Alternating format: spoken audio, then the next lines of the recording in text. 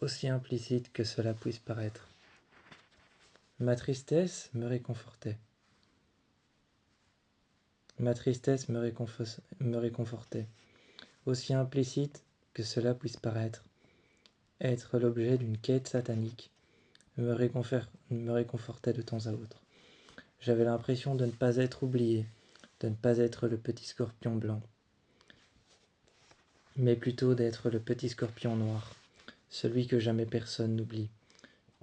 Ce soir-là, j'étais en train de prier, et derrière moi apparaissaient des bestioles démoniaques marquées au fer rouge d'une étoile satanique, pointant vers le bas, pointant vers le haut, vers leur cou, dans l'arrière de leur dos, des objets, des objets qu'ils tenaient en main, des dagues, et ils étaient en train de me regarder, de s'approcher de moi.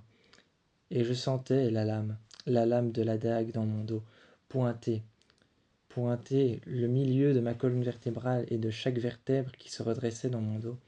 Je priais et j'ouvrais les yeux. Je respirais très fort et je sentais la dague démoniaque juste dans mon dos, pointer petit à petit. Petit à petit, chaque vertèbre, je la sentais monter. Mes cheveux qui tombaient le long de mon dos, eux aussi, je les sentais. Je sentais leur respiration assez forte. Ces choses qui venaient me voir la nuit être l'objet d'une quête satanique, plus rien ne me surprenait. Elles avaient récupéré une mèche de cheveux et étaient parties. Le feu s'était élancé en l'air. Dans le salon, le feu s'était élancé en l'air, prenant toute la cheminée et sortant peut-être dehors. Peut-être que l'apparition d'une flamme à la cheminée dans la grande maison, dans le château, était apparue. Mais ce qui me faisait le plus peur, c'était que ma tristesse, mon inconfort d'être l'objet d'une quête satanique, ne me réconfortait plus. C'était comme si j'étais sorti d'un endroit que je connaissais parfaitement. Désormais, aujourd'hui, je marchais à côté de la mort. Je ne marchais plus dans les sentiers battus. Désormais, aujourd'hui, j'avais suivi un chemin différent. Je marchais à côté de la mort. Pas de la mort en elle-même, mais de ma mort, celle qui m'attend. Je n'étais plus le petit scorpion blanc. J'étais le scorpion brun, celui que personne ne sait protéger. J'étais celui-ci. J'étais le petit scorpion brun, celui que personne ne sait protéger. Celui qui ne se reconnaît pas du noir ou celui qui ne se reconnaît pas du blanc. Celui qui ne sait ni choisir sa place, ni savoir quand est-ce qu'il est à l'abri ou quand est-ce qu'il ne l'est pas.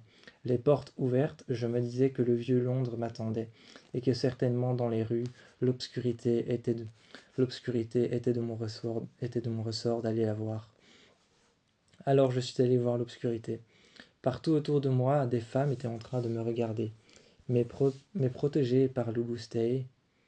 Protégé par Loubousteil, j'avais une sécurité à mon avantage. Protégé par Loubousteil, l'un des dieux les plus puissants. Elles me regardaient, les marcheuses de la nuit, avec leurs vêtements noirs, leurs capes noires qu'elles portaient. Et je regardais leurs capes de cérémonie qu'elles portaient autour d'elles. Et elles me regardaient, tourner autour de moi comme des cafards qui pourraient tourner autour d'un gibier, un gibier mort. Elles étaient en train de me regarder comme un rapace pourrait être en train de regarder sa proie avant de piquer tête vers le bas et de l'attraper. Elles étaient certainement en train de me regarder, de m'observer de loin. Je ne me sentais pas protégé, mais ce qui me protégeait le plus, c'était les bruits du vieux Londres, les vieux calèches, les chevaux, leurs sabots qui frappaient contre le sol, contre les rues en pierre, et surtout les vieux immeubles, les commerces qui ouvraient et qui fermaient. J'allais souvent dans les armureries, voir les armes. Cela me réconfortait de voir une arme, mais je ne pouvais pas en acheter une. Je savais que Loubousteil avait à son avantage plusieurs armes. Il m'attendait à la maison, près du feu, était en train de décortiquer un puzzle en latin, qui était certainement la suite de ma quête satanique. Le fait que j'étais à cet instant-là le petit scorpion blanc qui n'était pas protégé de rien, ni du satanisme. Je daignais enfin pouvoir comprendre que quand j'étais ce petit scorpion blanc à l'extérieur du château, je me rendais compte que tout le monde était contre moi et que personne n'avait l'intention de me protéger. Qui que ce soit, lorsque je rentrais à l'intérieur de cet hôpital psychiatrique, juste en face du laboratoire de Frankenstein, Quand j'étais en train de regarder Quand j'étais en train de regarder les laboratoires du docteur Frankenstein, je regardais toujours cet asile psychiatrique. J'écoutais les cris et je les entendais hurler dans ma tête. Je regardais toujours cet hôpital psychiatrique qui s'étendait sur la longueur, juste en face de son laboratoire. J'étais en train de regarder Victor Frankenstein travailler encore sur l'une de ces bestioles, ramenant une prostituée ramenant une prostituée, une fille de joie ou alors un homme qui avait été retrouvé mort à la rue, le ramenant encore à la vie, travaillant sur un nouveau projet viscéral. Tant bien que mal, il ramenait les prostituées, les filles de joie ou alors les hommes qui avaient été retrouvés morts.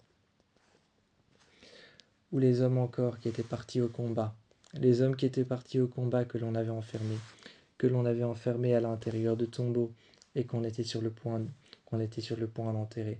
Victor, à chaque fois, allait dans les cercueils en leur disant qu'il pouvait les ramener à la vie. Et il travaillait sur un nouveau projet. Moi, je passais chez lui et je regardais ces étonnantes machines et ces étonnants projets. J'écoutais sa manière de parler et ce dont il me disait, ce qu'il minimisait dans ses paroles et ce qu'il ne minimisait pas. Il me parlait de ses projets et moi je regardais cet asile psychiatrique. J'écoutais les cris que j'entendais résonner.